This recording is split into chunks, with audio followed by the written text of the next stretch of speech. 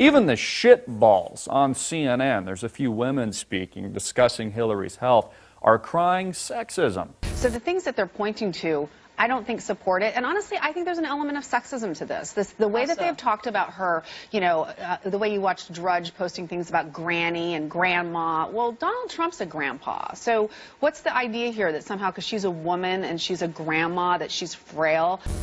Yeah, that's right. It's sexist to question Hillary's health. Well, then why isn't it racist to blame Colin Powell, a black man, for your email scandal, Hillary? Notice how we're not getting any commentary from these women on that issue, but they're going to sing the Hillary Clinton choir, the Clinton News Network that makes up CNN. Freshly minted CNN political analyst Kirsten Powers said on Tuesday, there's an element of sexism to raising questions about Hillary Clinton's health.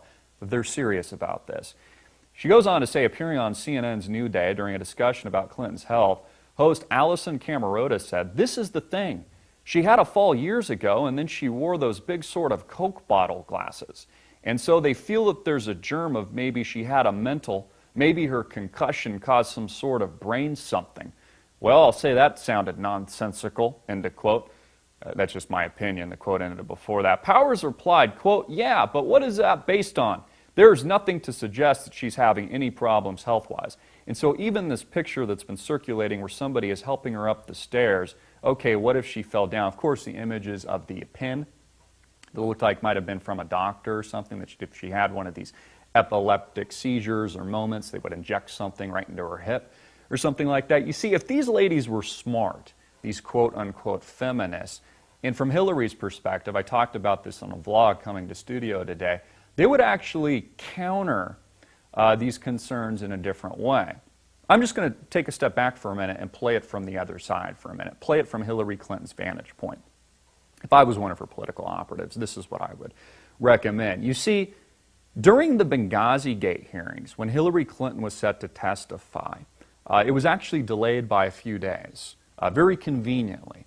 And then remember, that is at the same time, Facebook, YouTube, that she had this alleged concussion and a blood clot in her brain. Now, people like Mr. John Bolton, former, head of the UN, who we also, or UN ambassador was, we also interviewed at the RNC convention when Mitt Romney was running. I believe, wasn't that in Tampa, Florida at the time.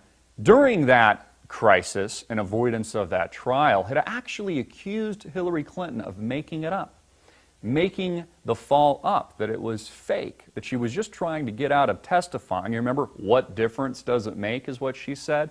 Now, what was once considered fake, according to John Bolton, not to say that I agree with this, I'm just playing the other side. You see, if these feminazis were smart, they'd actually be using this as their argument, have now flip-flopped and are now suggesting that it's not fake, but it's legitimate, and she can't serve, and there's a legitimate, crisis here on her hands, and we've got to question her health. So obviously the mainstream media is going to play into this and cheerlead Hillary Rodham Clinton because that's who they work for.